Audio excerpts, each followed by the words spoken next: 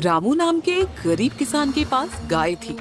रामू को अपनी गाय अपनी संतान की भांति बहुत ज्यादा प्रिय थी।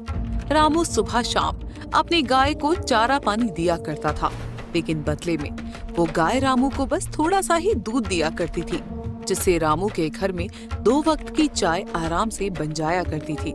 ऐसे ही एक दिन रामू की पत्नी रामू से बोलती है, सुनिए जी, मैं काफी समय से आपसे कुछ बात करना चाह रही थी। हाँ बोलो, क्या बात है? जी मैं कह रही थी कि हमारी गाय अब हमारे काम की नहीं है। जितना हम इसे चारा पानी देते हैं उतना तो ये हमें दूध नहीं देती है। तो तुम क्या कहना चाहती हो? जी मैं कह रही थी कि हम इस गाय को बेच देते हैं ना, और इसकी जगह कोई नई गाय खरीद लेते हैं। कम से कम हमारे उसे चारा और पानी देने का कोई तो फायदा होगा। तुम कैसी बातें कर रही हो पूजा? ये मेरी गाय नहीं बल्कि मेरी संतान है, और तुम मुझे अपनी संतान को बेचने के लिए बोल रही हो? देखिए, मैं जानती हूँ कि पशु जब घर में हो तो उससे लगाव हो जाता है, लेकिन अब इससे लगाव करने का कोई फायदा नहीं है। कल को अगर ये दूध देना भी बंद कर देगी ना पूजा, तब भी मैं इसे कहीं नहीं बेचूंगा। ये छोटी सी थी तब मैं इसे अपने घर लेकर आया था। जब तक इसका जीवन है ये मेरे साथ ही रहेगी। इतना कहकर रामू वहाँ से चला जाता है और आंगन में बंधी हुई गाय रामू और पूजा की सारी बातें सुनकर खुद से बोलती है, मेरे मालिक मुझे कितना प्यार करते हैं, मैं उन्हें उनकी जरूरत मुताबिक दूध भी नहीं दे पाती हूँ, फिर भी वो मुझे बेचने को तैयार नहीं है। जैसे मालिक मेरे लिए वफादार है, वैसे ही मैं उनके लिए भी हमेशा वफादार रहूंगी। दिन गुजरते चले जाते हैं। रामू तो अपनी गाय का पूरा ख्याल रखता है, लेकिन पूजा को अब घर में बंधी वो गाय बिल्कुल भी अच्छी नहीं लग रही थी। रामू आगे पीछे होता तो पूजा उस गाय को भला बुरा कहने लगती। ऐसे ही एक दिन पूजा खुद से बोलती है, मेरे पति तो इस गाय को घर से निकालेंगे नहीं, अब मुझे ही कुछ करना पड़ेगा। इतना चारा खिलाना और पानी पिलाना बेकार जा रहा है इस गाय के ऊपर। मुझे तो ये फूटी आंख नहीं सुहाती अपने घर के आंगन में। ये जाएगी तो कम से कम मैं कोई नई गाय या भैंस लेकर तो आ पाऊंगी, जो मुझे दूध देगी और फिर उसका दूध निकालकर मैं बेचकर थोड़े पैसे कमा लूंगी। रामू के गांव में ही रहने वाला राकेश नाम का एक आदमी था, जो रामू से बहुत ज्यादा चिढ़ा करता था। दरअसल रामू एक बहुत ही अच्छा आदमी था, जिस वजह से गरीब होने के बावजूद भी यदि रामू गांव में किसी से मदद मांगता तो कोई भी उसे मना नहीं करता था। पूरे गांव में अमीर लोगों से भी ज्यादा इज्जत गरीब रामू की थी, और यही चीज राकेश को बिल्कुल भी अच्छी नहीं लगती थी। उसे इस बात की बहुत अच्छे से खबर थी कि रामू की पत्नी अपने घर में बंधी हुई गाय को बिल्कुल भी पसंद नहीं करती है, और वो कहीं न कहीं उस गाय को अपने घर से निकालने की कोशिश कर रही है। ऐसे ही एक दिन जब रामू घर पर नहीं होता है, तभी राकेश रामू के घर जाता है और पूजा से बोलता है, अरे भाभी जी, कैसी हैं आप? मैं ठीक हूँ भाई साहब, आप बताइए कैसे आना हुआ? कुछ काम था क्या आपको? अरे काम तो कुछ नहीं है, मैं तो यहाँ आपके पास एक प्रस्ताव लेकर आया था। प्रस्ताव? कैसा प्रस्ताव भाई साहब? दरअसल बात यह है ना भाभी, कि मेरी जानकारी में कोई मुझसे गाय खरीदने की बात कर रहा था। उसे अपने खेत के काम के लिए गाय चाहिए थी। तभी मेरे दिमाग में आपकी गाय का ख्याल आ गया। अगर आप अपनी गाय को बेचना चाहती हैं तो मुझे बता सकती हैं, बदले में मैं आपको अच्छी कीमत दिलवा दूंगा आपकी गाय का। बेचना तो मैं चाहती हूँ, मगर मेरे पति इस बात के लिए राजी नहीं होंगे ना। मैं उन्हें बिना कुछ बताए आपको ये गाय नहीं दे सकती। रामू गाय को कभी नहीं बेचेगा भाभी, उसका स्वभाव मैं जानता हूँ ना। बाकी आप देख लीजिए, अगर आपका मन हो तो बता देना, मैं आपको खूब अच्छा पैसा दिलवा दूंगा। बस एक बात का ख्याल रखिएगा, रामू को इस बात का पता नहीं चलना चाहिए। राकेश वहाँ से चला जाता है, पर राकेश की बातों से अब पूजा के मन में और भी ज्यादा लालच भर जाता है, और वो जल्दी से जल्दी अपनी गाय को बेचने की ठान लेती है। बेजुबान रामू की गाय पूजा और राकेश की ये सारी बातें सुन लेती है, पर फिर भी रामू को कुछ नहीं कह पाती। एक सुबह जब रामू अपनी गाय को पानी पिला रहा होता है, तभी वो देखता है कि उसकी गाय की आंखों में आंसू बह रहे हैं। ये देखकर रामू हैरान हो जाता है और बोलता है, अरे क्या हो गया, तू रो क्यों रही है? किसी ने तुझे कुछ कह दिया क्या? अजी इसे कौन क्या कहेगा, सारा दिन तो ये आंगन में ही बंधी रहती है। तुम देख नहीं रही हो क्या पूजा? इसकी आंखों में आंसू आ रहे हैं। ओ न हो, मेरी गाय को जरूर कोई तकलीफ हो रही है। आप बस बेकार ही सोच रहे हैं। अरे जानवरों की आंखों में आंसू आ जाते हैं, और वैसे भी इसे भला क्या तकलीफ होगी, इतना तो ख्याल रखते हैं आप इसका। पर फिर भी मेरा दिल नहीं मान रहा है। मेरा दिल कह रहा है ये कुछ न कुछ कहना चाहती है, पर कह नहीं पा रही है। बस बस अब बहुत हो गया, इतना भी ज्यादा प्यार मत जताओ अपनी गाय से। पूजा, ये बस गाय नहीं है, संतान है मेरी, और मैं अपनी संतान की आंखों में आंसू नहीं देख सकता। मैं अभी जानवरों के चिकित्सक को बुलाकर लेकर आता हूँ। इतना कहकर रामू वहाँ से चला जाता है और गांव में स्थित जानवरों के अस्पताल पहुँचता है, जहाँ से वो जानवरों के चिकित्सक को अपने साथ लेकर अपने घर पहुँचता है और अपनी गाय का चेकअप करवाता है। अच्छे तरीके से जांच करने के बाद चिकित्सक रामू से बोलता है, आपकी गाय बिल्कुल ठीक है और वो बहुत ज्यादा स्वस्थ भी है। उसे किसी तरह की कोई बीमारी नहीं है। सुबह मैंने अपनी गाय की आंखों में आंसू देखे तो मेरा दिल ही घबरा गया था, इसलिए मैं आपको बुलाकर ले आया। घबराने की कोई जरूरत नहीं है। कभी कभी जानवरों की आंखों में खुद से भी आंसू आ जाते हैं। अब मैं चलता हूँ यहाँ से। आपको तो मेरी बातों पर यकीन ही नहीं होता है। मैंने कहा था ना कि सब कुछ ठीक है। अरे तो क्या हो गया? कम से कम मेरे मन को तसल्ली तो हो गई ना कि मेरी गाय एकदम ठीक है। दिन गुजरते चले जाते हैं और हर गुजरते दिन के साथ रामू का प्यार अपनी गाय के साथ और भी ज्यादा बढ़ता चला जाता है। ये सब कुछ देखकर पूजा को और भी ज्यादा गुस्सा आ जाता है और ऐसे ही एक दिन पूजा को राकेश का वही प्रस्ताव याद आ जाता है और पूजा राकेश से मिलने के लिए उसके घर पहुंचती है। पूजा को देखकर राकेश बोलता है, लगता है भाभी जी आप अपनी गाय को बेचने का पक्का मन बना चुकी हैं, तभी आई हैं यहाँ पर। बिल्कुल सही भाई साहब, अब मुझे जल्दी से जल्दी उस गाय को अपने घर से निकालना है बस। तो ठीक है ना, जैसा जैसा मैं कहता हूँ आप वैसा वैसा करो, फिर हम उस गाय को आपके घर से हमेशा के लिए निकाल देंगे।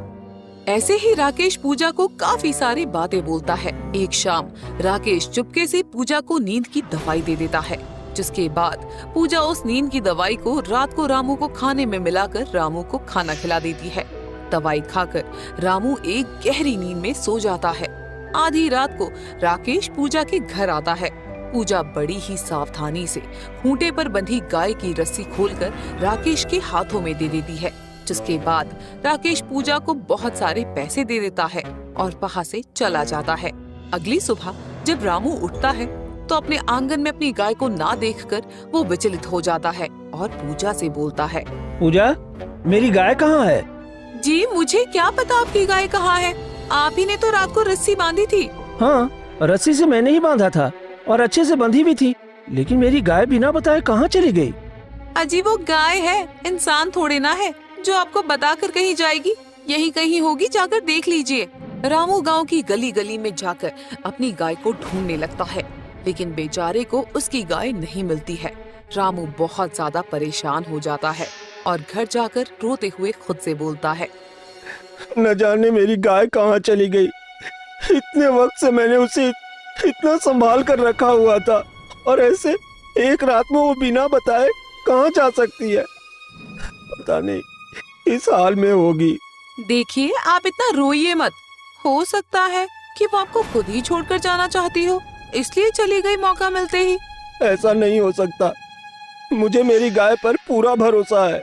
आजकल इंसान का इंसान पर भरोसा नहीं है और आप एक जानवर पर भरोसा कर रहे हैं। अगर उसे घर वापस आना होगा तो वो आ जाएगी, आप रोना बंद कर दीजिए अब। अपने पति को ऐसे तकलीफ में देखकर पूजा को बुरा तो लगता है, लेकिन जब उसे राकेश द्वारा दिए हुए पैसों का ध्यान आता है तो वो सब कुछ भूल जाती है। दिन गुजरते चले जाते हैं। रामू की अपनी गाय को ढूंढने की तलाश जारी रहती है, लेकिन उसे अपनी गाय कहीं नहीं मिलती। दूसरी तरफ राकेश रामू की गाय पर एक नया रंग कर देता है ताकि किसी को भी रामू की गाय पहचान में ना आए, और उसके पीठ को थपथपाते हुए बोलता है, अब करूंगा मैं असली काम। अब रामू की गाय से ही मैं रामू को बर्बाद करूंगा। बहुत मसीहा बनता है ना गांव वालों का। अब पता चलेगा उसे कि ज्यादा मसीहा बनने का क्या नतीजा होता है। मैं कभी अपने मालिक का बुरा नहीं करूंगी। भले ही मेरी मालकिन मुझे पसंद नहीं करती थी, लेकिन फिर भी मैं रामू के लिए हमेशा वफादार रहूंगी। राकेश मुझसे कुछ भी करवा ले, पर मैं रामू को नुकसान नहीं पहुंचाऊंगी। अपनी गाय के चले जाने से रामू काफी ज्यादा परेशान हो जाता है और ऐसे ही एक दिन पूजा रामू से बोलती है, जी सुनिए, अब हम घर पर कोई नई गाय या भैंस ले आते हैं ना, उसका दूध निकाल कर बेच दिया करेंगे हम। नहीं, मैं अपने घर में अब कोई गाय भैंस लेकर नहीं आऊंगा। मुझे बस मेरी गाय से प्यार था। अब उसके अलावा इस घर में उसकी जगह कोई नहीं लेगा। रामू और पूजा ये बात कर रहे होते हैं कि तभी वहाँ पर गांव का जमींदार आता है और रामू से बोलता है, अरे रामू, हमें तुम्हारी मदद की जरूरत है। जी साहब, कहिए ना, कैसा मदद चाहिए आपको मुझसे? देखो रामू, हमारे बहुत सारे खेत हैं जो यूं ही खाली पड़े हैं। मैं चाहता हूं कि तुम उन खेतों की रखवाली करो, वहां पर खेती करो और खेती से जो भी लाभ होगा उसका आधा हिस्सा हम तुम्हें दे देंगे। अजी 100 कर रहे हैं, हाँ कर दीजिए ना, इससे अच्छा मौका थोड़ी ना मिलेगा। जी ठीक है साहब, मैं आपके खेतों में काम करने के लिए तैयार हूँ। तो फिर कल से अपनी गाय को लेकर आ जाना। खेतों में मिट्टी जुताई का काम तो तुम उसी के साथ करोगे ना? वो दरअसल मेरी गाय मेरे पास नहीं है। क्यों? तुम्हारी गाय कहाँ चली गई? बेच दिया क्या तुमने उसे? नहीं, बेचा नहीं है, पर वो कहीं खो गई है। जब तक गाय नहीं मिल जाती तब तक मैं हाथों से ही खेत की जुताई कर दूंगा। आप चिंता मत कीजिए। ठीक है, जैसा तुम्हें सही लगे। बीच बीच में हम खेतों में तुम्हारा काम देखने के लिए आते भी रहेंगे।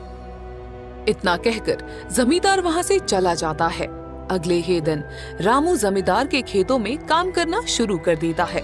अब क्योंकि जमींदार के बहुत सारे खेत थे और रामू खेती करने में बहुत अच्छा था, तो जाहिर सी बात थी कि अब खेती से रामू को बहुत ही बड़ा लाभ होने वाला था। रामू दिन रात एक करके खेतों पर मेहनत कर रहा था। ऐसे ही एक दिन रामू जब जमींदार के खेतों पर काम कर रहा होता है, तब राकेश उसकी गाय को लेकर वहाँ पहुँचता है। लेकिन रामू रंग बदलने की वजह से अपनी गाय को पहचान नहीं पाता है और राकेश बोलता है, क्या बात है रामू, जमींदार जी की खेत खरीद लिए क्या तूने? अरे नहीं, बस मैं तो यहाँ काम कर रहा हूँ। क्या बात है, खेती में तो मैं तुमसे बहुत अच्छा हूँ। गांव के और भी लोग बहुत अच्छे हैं, पर जमींदार ने बस तुझे ही कहा यहाँ पर खेती करने के लिए। अब इसमें मैं क्या कर सकता हूँ भाई, ये तो जमींदार जी की इच्छा है, उनकी मर्जी, वो किससे काम करवाते हैं नहीं करवाते हैं। सब जानता हूँ मैं। इस खेती से होने वाला लाभ तुम्हें बहुत ज्यादा तरक्की दे देगा, लेकिन मैं तुम्हें ये सारा लाभ लेने नहीं दूंगा। वैसे ये गाय किसकी है? अरे ये तो मेरी गाय है, 2 दिन पहले ही खरीद कर लाया हूँ। अच्छा, इसे देखकर मुझे अपनी गाय की याद आ गई। पता नहीं मेरी गाय कहाँ चली गई है। उसका तो मुझे नहीं पता, पर ये तो मेरी गाय है। अच्छा चलो चलता हूँ मैं यहाँ से।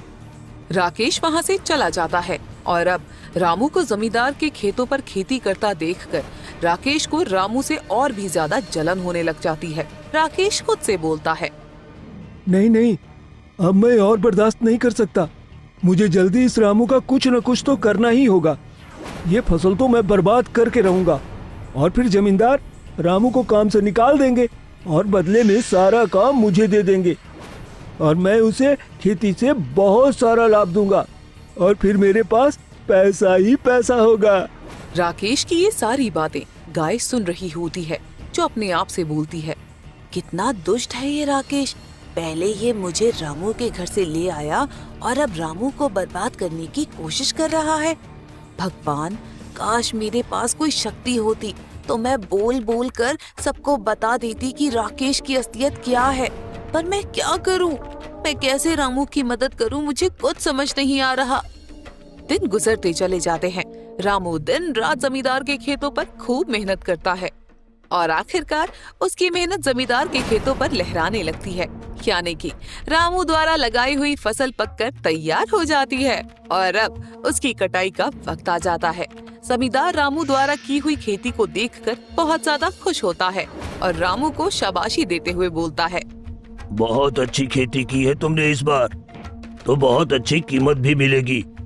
मैं तुम्हारे काम से बहुत खुश हूँ और मैं चाहता हूँ अब मेरे बाकी के खेतों का काम भी तुम ही संभालो। तो वैसे भी तुमसे ज्यादा वफादार और बढ़िया आदमी मुझे कहीं और नहीं मिलेगा। जी ठीक है साहब, जैसा आप चाहें। इतना कहकर जमींदार वहाँ से चले जाते हैं। वहीं दूसरी तरफ राकेश, जो कि छुपकर रामू और जमींदार की सारी बातें सुन रहा था, वो खुद से बोलता है। वक्त आ गया है, अब मैं रामू की गाय के हाथों ही जमींदार के खेतों यानी रामू की मेहनत को बर्बाद कर दूंगा। ये फसल तो आज रात में इतने बुरे तरीके से खराब कर दूंगा ना कि सुबह जब जमींदार इस खेत का ऐसा हाल देखेगा तो सारा का सारा गुस्सा रामू पर निकाल देगा और फिर वो रामू को काम से भी निकाल देगा। और ऐसे में मैं वहां पर पहुंचूंगा और रामू के हाथों से सारा काम छीनकर अपने नाम कर लूंगा। ऐसे ही उस रात राकेश रामू की गाय को लेकर जमींदार के खेतों में जाता है और उस गाय पर बैठकर फसल को रौंदने की कोशिश करता है, लेकिन रामू की गाय जमींदार के खेतों पर चलने को तैयार ही नहीं होती है। राकेश बार बार कोशिश करता है, लेकिन गाय जोर जोर से आवाज करने लगती है और खेतों पर चलने को तैयार नहीं होती। राकेश को गुस्सा आ जाता है और वो अपने हाथ में पड़े हुए डंडे से रामू की गाय की पिटाई करना शुरू कर देता है। रामू की गाय पूरी तरीके से दर्द में कराहने लगती है और वहाँ से भाग जाती है। राकेश गाय को पकड़ने के लिए उसके पीछे पीछे भागता है। भागते भागते गाय रामू के घर पहुँच जाती है और जोर जोर से आवाज करने लगती है। तभी रामू और पूजा निकलकर घर से बाहर आते हैं और रामू गाय को देखकर बोलता है, अरे तुम तो राकेश की गाय हो ना, तो इस वक्त यहाँ क्या कर रही हो? गाय घर के भीतर आती है। जिस जगह रामू अपनी गाय को नहलाया करता था उस जगह जाकर खड़ी हो जाती है, जहाँ पहले से ही थोड़ा पानी भरा हुआ था। गाय उसमें बैठ जाती है, जिस वजह से उस पर लगाया हुआ काला रंग उतरकर बहने लगता है। ये देखकर रामू हैरान हो जाता है। इसके बाद रामू एक के बाद एक बाल्टी भरकर उस गाय पर पानी डालता है और आखिरकार रामू को अपनी गाय की पहचान हो जाती है और वो उसे गले लगाकर बोलता है, अरे तुम तो मेरी गाय हो, मैं तुम्हें कहां कहां नहीं ढूंढा, तुम बिना बताए कहां चली गई थी और तुम्हारा ये हाल किसने किया? गाय जोर जोर से अपना सिर हिलाने लगती है। तभी रामू बोलता है, क्या बात है? क्या तुम मुझे कुछ बताना चाहती हो, कुछ कहना चाहती हो? क्या मैं तुम्हारे साथ चलूं? कोई परेशानी में है?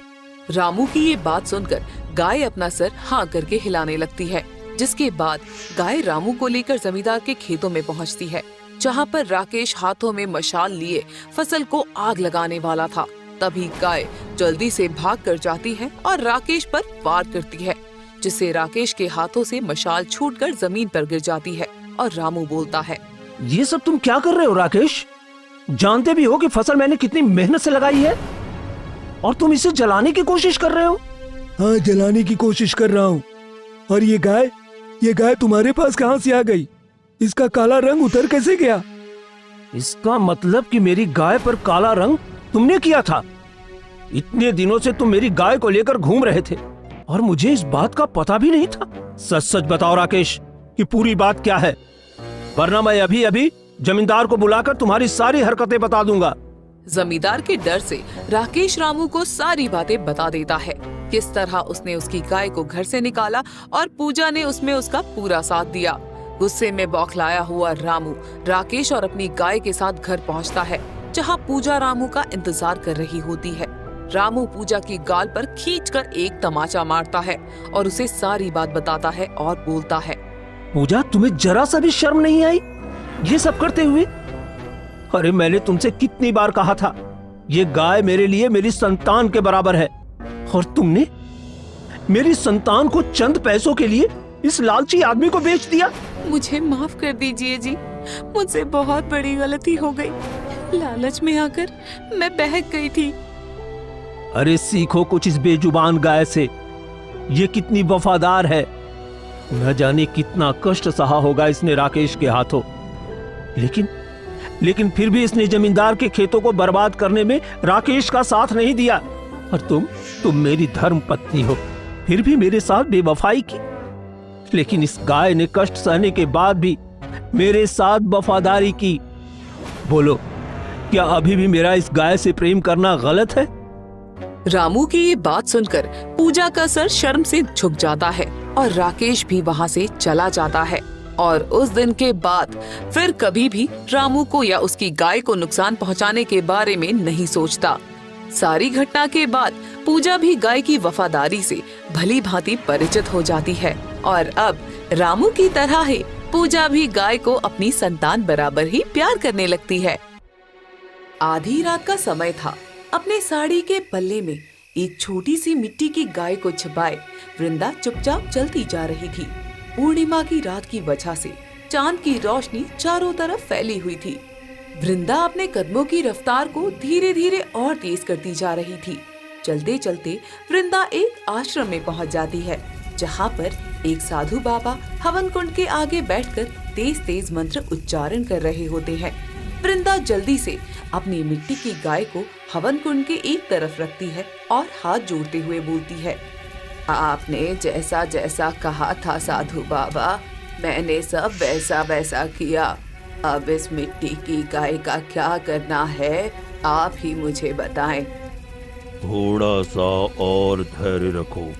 अब हम इस मिट्टी की गाय को अब एक चमत्कारी गाय में बदल देंगे, जिससे तुम्हारा पूरा जीवन परिवर्तित हो जाएगा। किसी गांव में वृंदा नाम की एक बहुत ही ज्यादा बूढ़ी महिला रहा करती थी। वृंदा के आगे पीछे उसकी देखरेख करने वाला कोई भी नहीं था। बेचारी को खुद ही इधर उधर लोगों के घरों में कामकाज करके अपना गुजारा करना पड़ रहा था। कभी उसे खाना मिल जाता तो कभी उसे भूखे ही सोना पड़ता था, पर इस बात की शिकायत वो कभी भी किसी से नहीं किया करती थी। हर सुबह की तरह आज भी सुबह वृंदा उठी और नहा धोकर उसने मंदिर में पाठ पूजा की, जिसके बाद वो अपने घर के छोटे मोटे कामों में लग गई। तभी उसके घर के दरवाजे पर कमला नाम की एक औरत आती है और आवाज लगाते हुए वृंदा से कहती है, अरे वृंदा काकी, कहाँ हैं आप? हाँ कमला बेटा, बोलो क्या काम है तुम्हें? अरे मैं ये कहने आई थी कि आज मेरे घर पर मेरी ननद के रिश्ते वाले आ रहे हैं, तो बहुत सारा काम है। अगर आप मेरे घर जाकर थोड़ा सा काम करवा दें तो बदले में मैं आपको 2 वक्त का खाना और थोड़े पैसे दे दूंगी। हाँ हाँ ठीक है, मैं आ जाऊंगी। ठीक है, तो आप समय से आ जाना। देरी हुई तो फिर खाना और पैसा दोनों ही नहीं दूंगी। नहीं नहीं, मैं समय से आ जाऊंगी, चिंता मत करो। इतना कहकर कमला वहाँ से चली जाती है और कुछ वक्त बाद वृंदा अपने घर का काम खत्म करके कमला के घर जाती है। कमला के घर खूब सारे मेहमान आए हुए थे। वृंदा सभी के लिए चाय, नाश्ता, खाना आदि जैसे सारे काम करती है। शाम को सभी मेहमान चले जाते हैं और कमला कुछ पैसे और थोड़ा सा खाना वृंदा को देते हुए बोलती है, ये लो तुम्हारा 2 वक्त का खाना और ये पैसे। वैसे इतना अच्छा काम तो तुमने किया नहीं था काकी, पर कोई बात नहीं, रख लो, मैं समझूंगी कि मैंने किसी को दान दे दिया। तुम्हारा बहुत बहुत धन्यवाद बेटा, तुमने मेरे बारे में इतना भी सोचा, ये भी बहुत है। वृंदा खाना और पैसे लेकर घर पर आ जाती है। दरअसल इस बुढ़ापे में भी वृंदा को किसी के आगे हाथ फैलाकर खाना बिल्कुल भी मंजूर नहीं था। वृंदा को उसके बुढ़ापे में मेहनत करके अपने हाथों से कमा कर खाना बहुत पसंद था। इसलिए चाहे किसी के भी घर का काम हो या कोई अन्य काम हो, वृंदा हर काम को करने के लिए तैयार रहा करती थी। मेहनत करके कमाई हुई उस रोटी को वृंदा बड़े ही चाव से खाती है और अपना पेट भरकर सो जाती है। दिन गुजरते चले जाते हैं, लेकिन वृंदा के हालातों में कोई सुधार नहीं आता है। तब बढ़ती उम्र के साथ साथ उसकी तबीयत भी खराब होने लगती है, पर फिर भी बेचारी अपना पेट भरने के लिए हर दिन काम की तलाश करती ही रहती थी।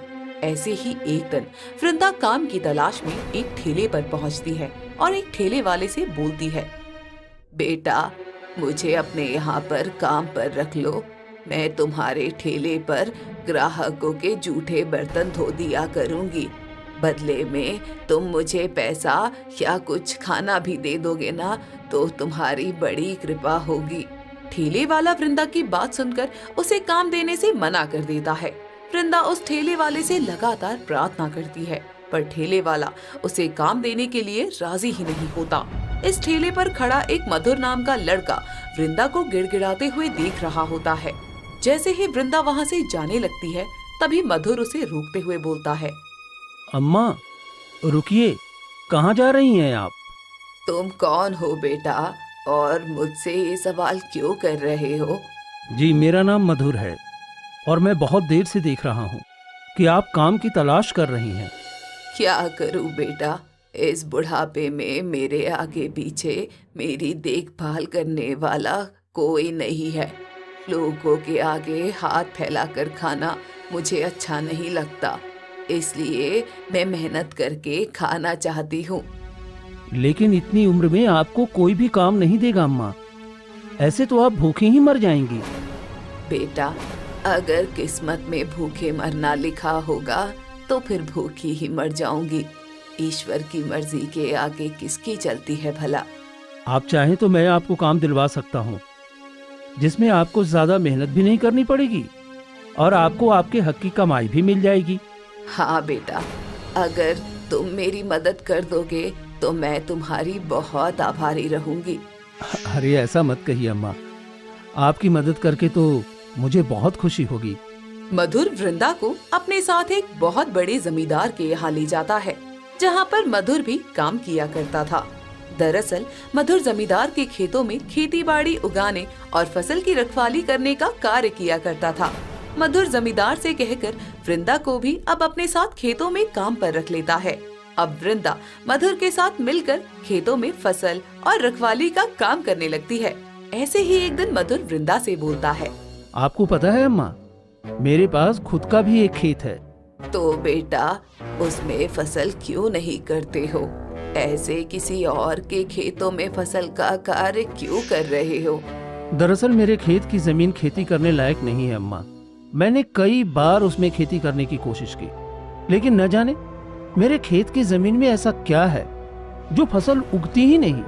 आसपास के सभी खेत बहुत अच्छे हैं, लेकिन मेरी जमीन में कोई पौधा, यहाँ तक कि घास तक नहीं होती है। ऐसी बात है क्या? तुम मुझे एक बार अपने खेतों में लेकर चलो। वृंदा के कहने पर मधुर उसे अपने खेतों में ले जाता है। वृंदा खेत की मिट्टी को अपने हाथों में लेती है और बोलती है, लगता है बेटा, तुम्हारे खेत पर किसी ने काली विद्या का प्रयोग किया हुआ है, इसलिए शायद इस पर कोई खेती नहीं हो पा रही है। पता नहीं अम्मा, मैं इन बातों को मानता भी नहीं हूँ। कोई बात नहीं, मैं एक बहुत अच्छे साधु बाबा को जानती हूँ। वो गांव के काफी दूर रहते हैं, हम उनसे इस बारे में बात कर सकते हैं।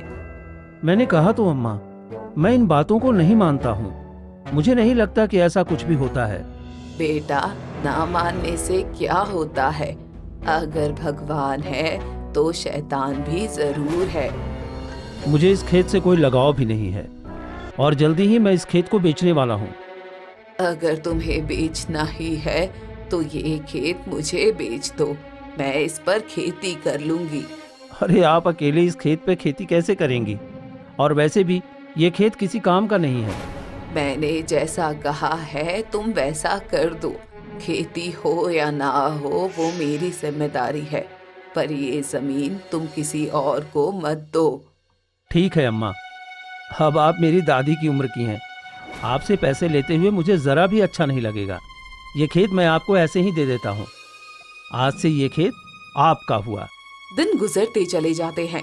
कुछ वक्त बाद मधुर को शहर में एक अच्छी नौकरी मिल जाती है और वो जमींदार के यहाँ से काम छोड़कर शहर में नौकरी करने के लिए चला जाता है। वृंदा का भी अब मधुर के बिना जमींदार के यहाँ काम में मन नहीं लगता और वो भी वहाँ से काम छोड़ देती है। इसके बाद वृंदा के दिमाग में मधुर के उस बंजर खेत का ख्याल आता है। वृंदा जल्दी से उस खेत में जाती है और वहाँ की थोड़ी सी मिट्टी को इकट्ठा करके एक कपड़े की पोटली में डाल लेती है, जिसके बाद वो चलते चलते गांव से काफी दूर एक साधु बाबा के आश्रम में पहुंचती है। वहां पहुंचते ही वृंदा सबसे पहले साधु बाबा को प्रणाम करती है और साधु बाबा बोलते हैं, अरे बोलो, किस कार्य से आई हो? मेरे पास एक खेत है बाबा, लेकिन उसमें मैंने खेती करने की बहुत कोशिश करी पर खेती हो नहीं पा रही है। मैं अपने खेत की मिट्टी लेकर आई हूँ, आप ही देखकर बताइए कि आखिर मेरे खेत में क्या दिक्कत है।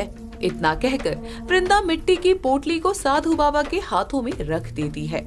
साधु बाबा पोटली में से थोड़ी सी मिट्टी लेकर आंखें बंद करते हैं और कुछ मंत्र जाप करने लगते हैं।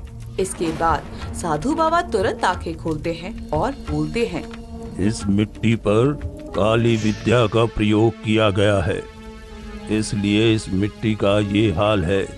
इस पर चाहे कितनी भी कोशिश कर लो, लेकिन ये मिट्टी कभी भी फल नहीं देगी।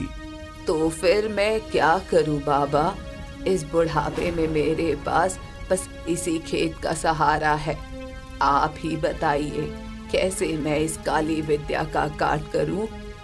आने वाले पूर्णिमा की रात को तुम अपनी इसी बंजर मिट्टी की एक छोटी सी गाय बनाना।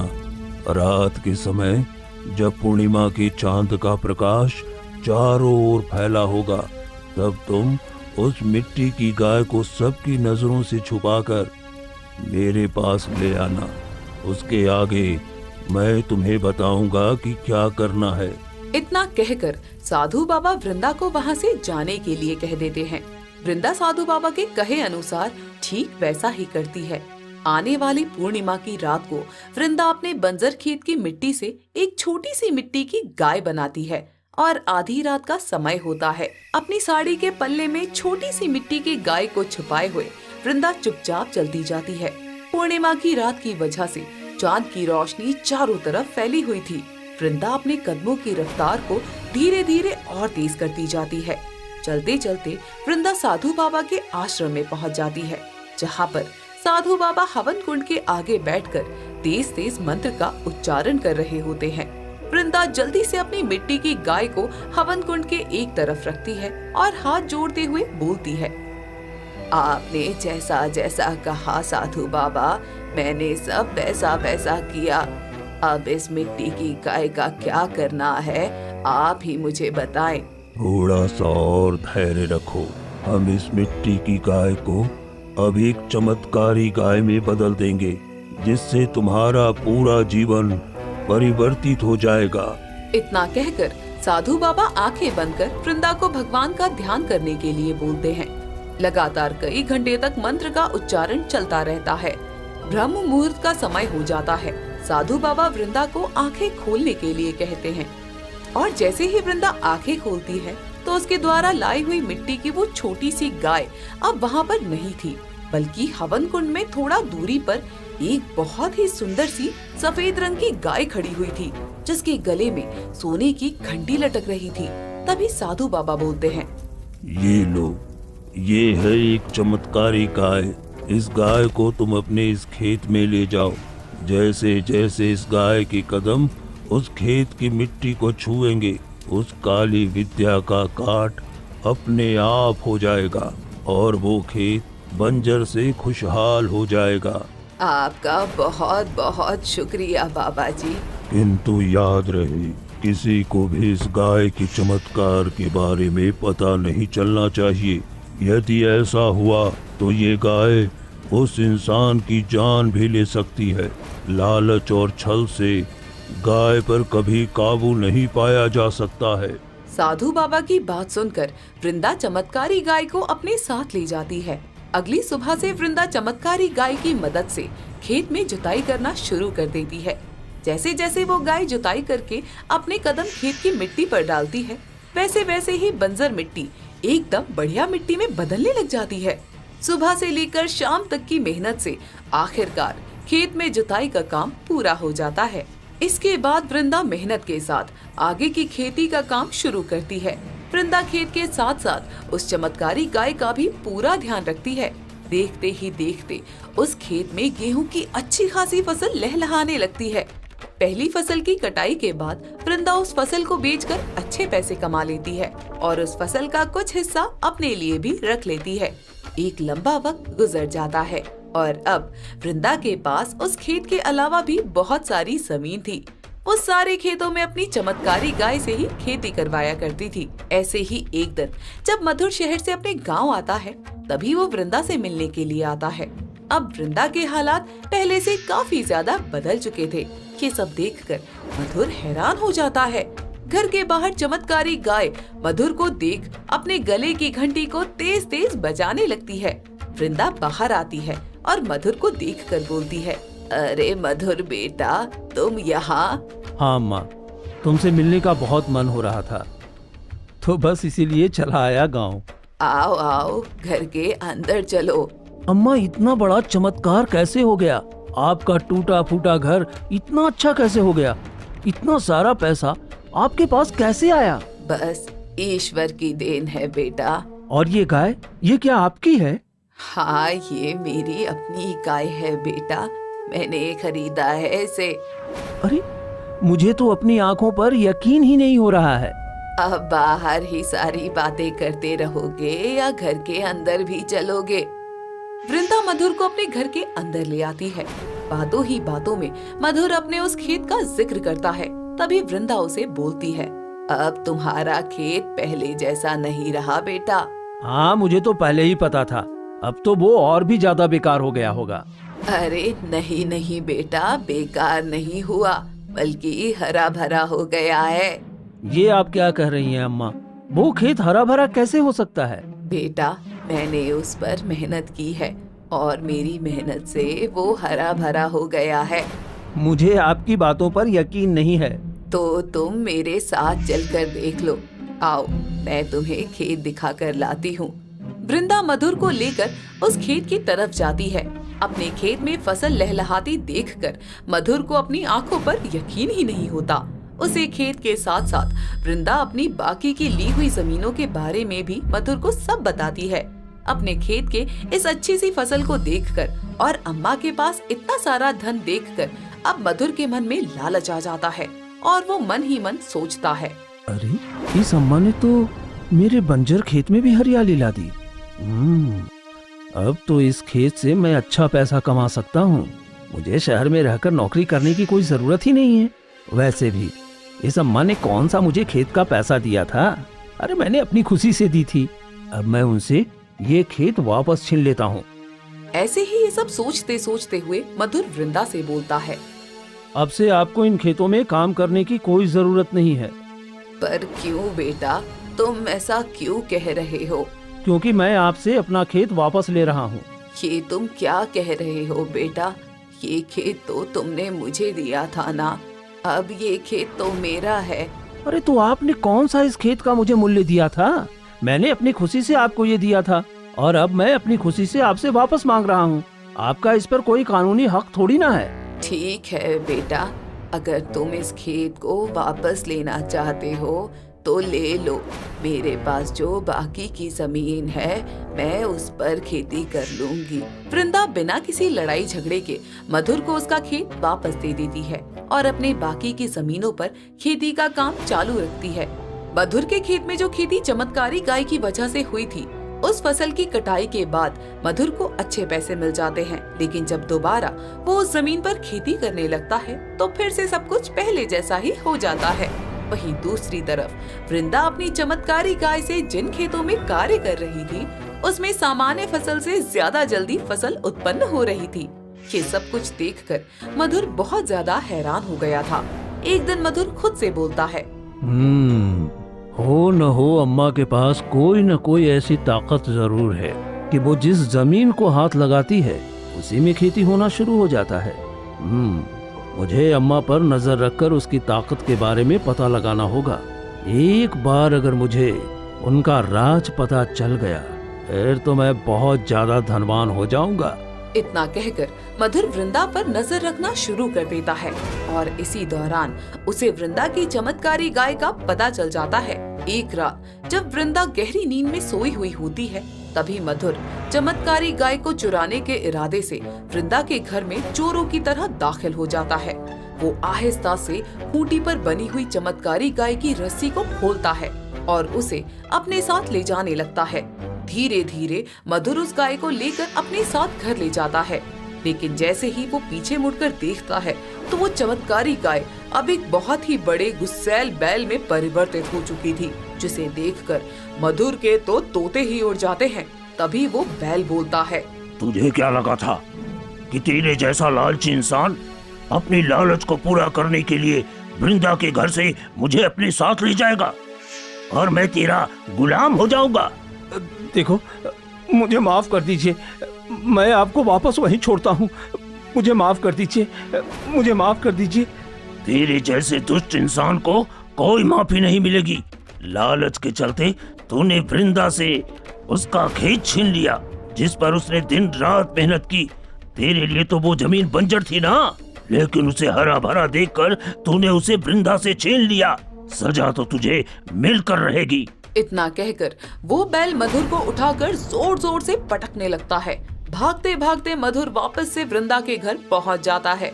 शोर की आवाज सुनकर वृंदा घर से बाहर आती है तो देखती है कि मधुर जख्मी हालत में घर के आंगन में गिरा हुआ है और हाथ जोड़कर बोलता है, अरे मुझे माफ कर दो अम्मा, मैं आपकी चमत्कारी गाय को चोरी चुपके आपसे दूर ले जा रहा था, लेकिन आपकी ये चमत्कारी गाय तो इस गुस्सैल बैल में परिवर्तित हो गई और मुझे मारते मारते यहाँ तक लाई।